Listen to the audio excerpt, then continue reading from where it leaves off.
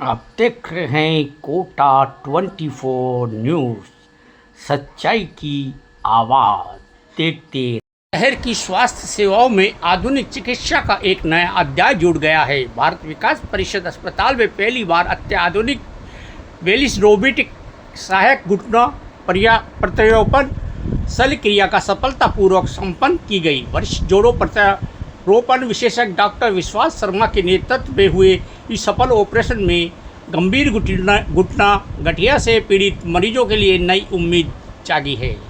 Doctor विश्वास शर्मा ने पत्रकारों से बातचीत करते हुए बताया कि घुटनों की घिसावट से पीड़ित मरीज लंबे समय से असहनीय दर्द, चलने फिरने और कठिनाई और घुटनों में गंभीर जकड़न की समस्या से परेशान था। रोबोटिक तकनीकी की सहायता से किए गए सफल घुटना प्रत्यारोपण के बाद मरीज की स्थिति सकारात्मक सुधार देखने को मिला।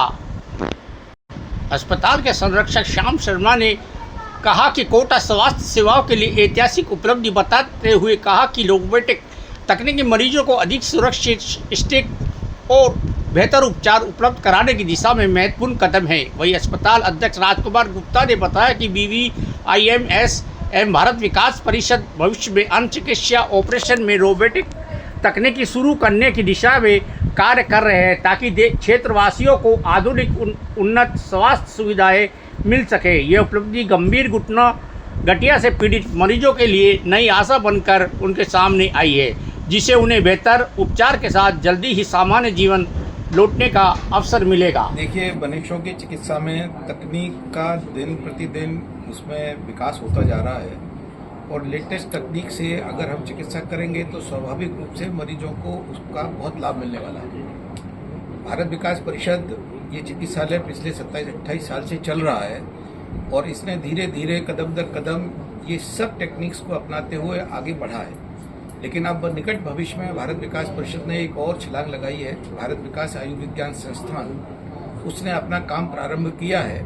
आने वाले समय में ये सब अत्याधुनिक विश्व स्तरीय सुविधाएं उस मेडिकल कॉलेज के हॉस्पिटल में मिलें, इसके लिए अब हमने ये सब एक्सपेरिमेंट्स करना चालू किया है और मैं पूरा विश्वास करता हूं कि आने वाले समय में जो नया प्रतिष्ठान है, नया संस्थान बन रहा है और चालू हो चुका है, धीरे धीरे उसमें भी विश्व स्तरीय सुविधाएं हर फील्ड में अपने क्षेत्र की जनता को उपलब्ध कराना ये भारत विकास परिषद का दायित्व बनता है और भारत विकास परिषद उस दिशा में भरसक प्रयत्न करके आगे बढ़ने का प्रयास कर रहा है। हमारा मन है कि अच्छी सुविधाएं, विश्व स्तरीय सुविधाएं एक नॉमिनल रेट्स पर मिले ताकि लोगों को इसके लिए बाहर नहीं जाना पड़े और वो हम बाकायदा इसको करते आए हैं और आगे भी भविष्य में ये करेंगे। इन सब सुविधाओं के अलावा भी जो कैंसर के बारे में भी वहाँ एक बहुत बड़ा उपक्रम प्रारंभ होने वाला है और उसमें भी हम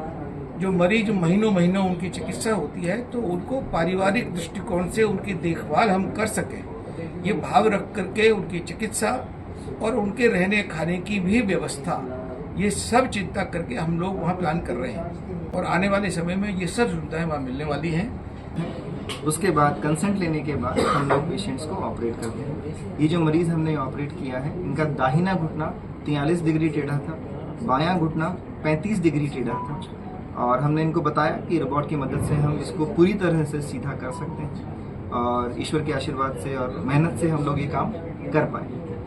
अब पेशेंट मात्र 24 घंटे में चलना फिरना शुरू कर चुका है और आज 48 घंटे हो चुके हैं जब वॉकर के साथ इंडिपेंडेंटली अपने हस्बैंड के साथ वो पेशेंट चल रहा है और उनके चेहरे की जो खुशी है वो अपने आप देखने को मिलती है। उनको पहले भी रोबोटिक सर्जरी हो रखी है, बेरियाट्रिक सर्जरी, तो उन्हें इस विज्ञान पर और इस विकास पर भरोसा था, इसीलिए उन्होंने हम पे और हमारे चिकित्सालय पे भरोसा किया और हम इस ऑपरेशन को लगभग 1.25 घंटे में कर पाए और हमें खुशी है कि हम पेशेंट को सटीक अलाइनमेंट। नॉर्मल पेशेंट को हम 2 ही चीज़ें समझाते हैं।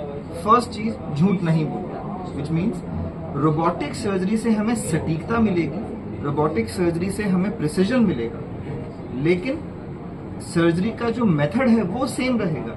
घुटना उतना ही खुलेगा, हड्डी उतनी ही कटेगी, रक्त का रिसाव उतना ही होगा, बस हर चीज सर्जन के कंट्रोल में रहेगी और दिखती रहेगी। सो अगर पेशेंट रोबोटिक सर्जरी को चूज करता है तो सर्जन तब भी डॉक्टर ही है, कंट्रोल तब भी पूरा हमारे हाथ में है। मशीन आके ऑपरेट कभी नहीं कर पाएगी, सर्जन ही करेगा।